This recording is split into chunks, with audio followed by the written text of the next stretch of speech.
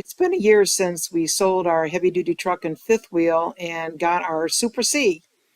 Would we do it again? We're Dave and Karen from Watts on Wheels. We roll, we camp, and yeah, we play.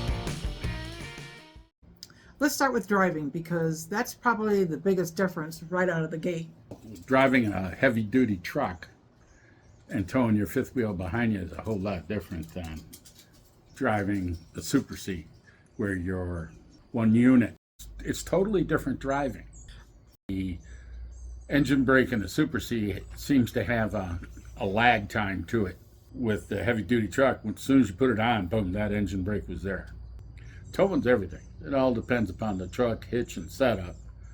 Like with the HDT, it's a very stable platform. You go through crosswinds or anything, that baby just keeps on track. So our fifth wheel setup, as we mentioned, was 76 feet total. And with the Super C, we were 50 feet when we have the Freedom Hauler or we have the Jeep behind us. Mm-hmm. So the shorter overall length of the Super C definitely opens up more campground options, especially state parks. Now let's talk about what travel days are actually like. With the fifth wheel, once you're rolling, you're pretty much committed until you stop. You know, if you want food, drinks, or the bathroom, you got to kind of plan ahead for that, or pack ahead of time. With the Super C, everything is accessible while you're moving. Especially the bathroom. But there's something we didn't expect.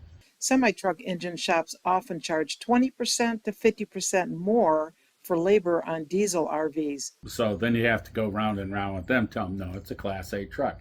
There's no difference than that truck sitting over there than this truck sitting here. Oh, and the other thing is, fuel is a bit of a trade-off as well.